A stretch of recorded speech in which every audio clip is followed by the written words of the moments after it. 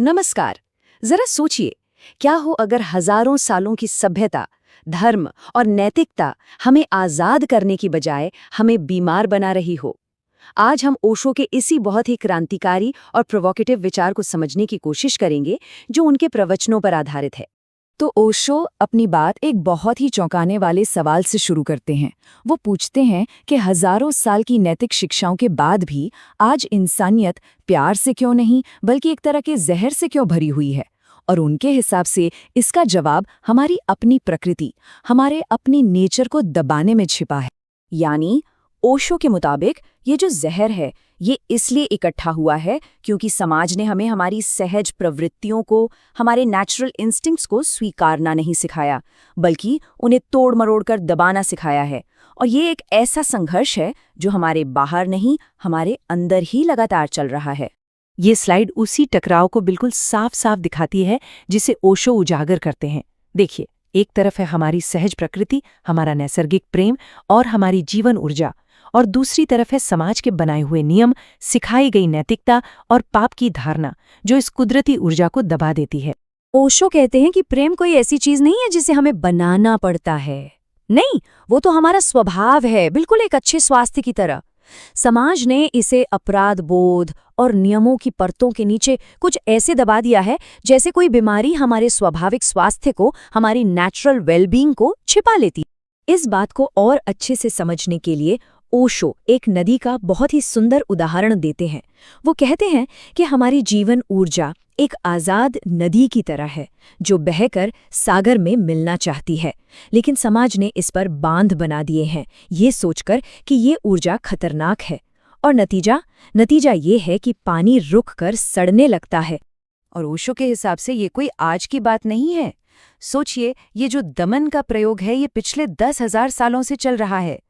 पीढ़ी दर पीढ़ी हमें यही सिखाया गया है कि अपनी प्रकृति से लड़ो, उसे जीतो। लेकिन क्या हमने कभी ये सोचा है कि इस लड़ाई की असल कीमत क्या है? इस कीमत को समझाने के लिए ओशो एक बड़ी ही दिलचस्प कहानी सुनाते हैं। एक मछुआरा है जो घने अंधेरे में नदी किनारे बैठा है।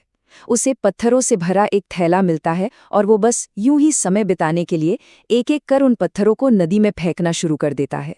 और फिर जैसे ही सुबह की पहली किरण फूटती है, उसके हाथ में आखिरी पत्थर बचा होता है। रोशनी में जब वो उसे देखता है तो हैरान रह जाता है। वो पत्थर नहीं बल्कि एक बेशकीमती हीरा है। और तब उसे एहसास होता है कि उसने पूरी रात अपनी अज्ञानता के अंधेरे में एक पूरा खजाना नदी में फेंक दिया है। तो ये कहानी, ये ओशो के दर्शन का, उनकी फिलॉसफी का बिल्कुल केंद्र है। वो यही सवाल पूछते हैं कि हमें कौन से खजाने फेंकना सिखाया गया है। हमारी इस सांस्कृतिक अंधेरे में हमने अपनी सबसे कीमती ऊर्जा यानी काम ऊर्जा को बेकार का पत्थर या पाप समझकर फेंक दिया है। और यहीं ओशो सबसे बड़ा और सबसे क्रांतिकारी कदम उठाते हैं। वो काम ऊर्जा को कोई पाप या नैतिक विफलता नहीं मानते, बल्कि उसे जीवन की सबसे मौलिक, सबसे क्रिएटिव शक्ति कहते हैं। उनके लिए ये एक दिव्य ऊर्जा है जिसे दबाने के लिए नहीं, बल्कि जिसे समझने और रूपांतरित करने की जरूरत है। तो सवाल उठता है कि दमन का विकल्प क्या है? ओशो के अनुसार ये भोगविलास नहीं बल्कि रूपांतरण है, ट्रांसफॉर्मेशन है। और इसके 3 आसान से चरण हैं। पहला है स्वीकारती, यानी बिना किसी जजमेंट के इस ऊर्जा को स्वीकार करें। दूसरा है जागरूकता, इसे सचेत रूप से देखें, ऑब्जर्व करें और समझें। और तीसरा है रूपांतरण, यानी इसी रॉ एनर्जी को ध्यान और प्रेम की ऊंचाइयों की ओर प्रवाहित करें।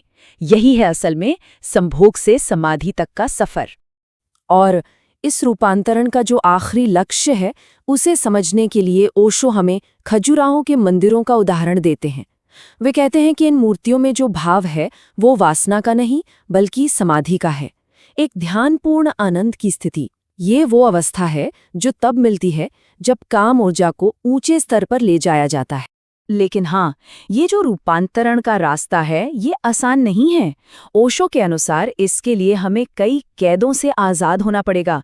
और ये सिर्फ बाहरी नियम नहीं है, बल्कि हमारे अंदर की जेलें हैं, जैसे कि तरह तरह के सिद्धांत, शास्त्रों की लकीरें, समाज का डर और दूसरों की नज़रों में सही साबित होने की आदत। और आखिर में ओशो का लक्ष्य क्या है? वो कुछ महान लोग या संत महात्मा नहीं बनाना चाहते जिन्हें हम पूछते रहें। नहीं, उनका सपना एक महान मानवता का है। एक ऐसा समाज जहां हर व्यक्ति स्वस्थ हो, जागरूक हो और पूरी तरह से जीवंत हो। तो ये पूरा विश्लेषण हमें एक बहुत ही बुनियादी सवाल पर लाकर छोड़ देता है। क्या पवित्रता का असली रास्ता अपनी प्रकृति से लड़ने में है या फिर उसे पूरी जागरूकता के साथ स्वीकार करने में है? ओशो का जवाब बिल्कुल साफ है। दमन ही दुख का कारण है और रूपांतरण ही मुक्ति का मार्ग है। वाकई ये एक ऐसा विचार है जो हम सबको सोचने पर मजबूर करता है।